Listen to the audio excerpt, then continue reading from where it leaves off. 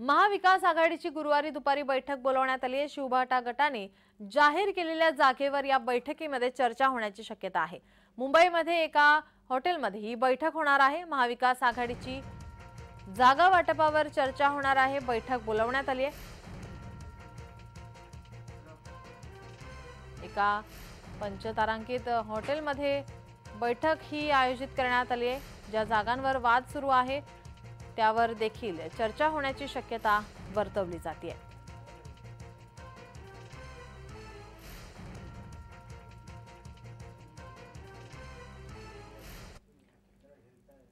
आपले प्रतिनिधी डॅरेल मिरांडा आपल्यासोबत जोडलेले आहेत। डॅरेल, मवियाची बैठक ही बोलावण्यात आलेली आहे। जागा वाटप शिवबाटा करून करण्यात आलेला आहे। दोन्ही पक्ष इतर हे नाराज असल्याची चर्चा आहे। या बैठकीमध्ये या जागा वाटपावरती चर्चा होण्याची शक्यता वर्तवली जाते। नीलम, आज मुंबईच्या एका पंचतारांकित हॉटेलमध्ये महाविकास आघाडीच्या नेत्यांची एक बैठक पार पडणार आहे। 4 वाजता या बैठकीला सुरुवात होणार आहे। या बैठकीसाठी स्वतः शरद पवार उपस्थित राहणार असल्याची माहिती समोर येत होते। त्यासोबत जयंत पाटील, जितेंद्र आव्हाड असतील, उद्धव ठाकरे, संजय राऊत किंवा काँग्रेसचे काही नेते उपस्थित राहणार असल्याची माहिती समोर येत आहे। महत्वाचं म्हणजे काल शिवसेना उद्धव ठाकरे गटाने पहिली यादी जी आहे ती जाहीर केली आणि या यादीवरूनच आता कुठेतरी महाविकास आघाडीच्या नेत्यांमध्ये देखील नाराजी असल्याची माहिती समोर येतात आहे।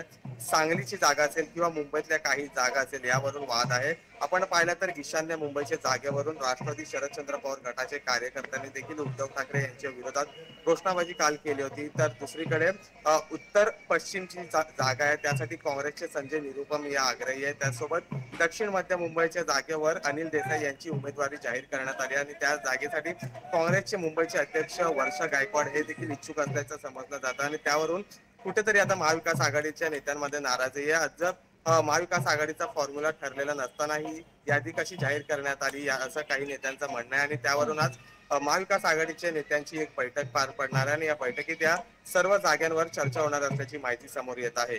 नीलम, डॅरेल, याचे अपडेट आम्ही तुमच्याकडून घेतच राहू। तुर्तास धन्यवाद तुम्ही दिलेल्या माहितीसाठी।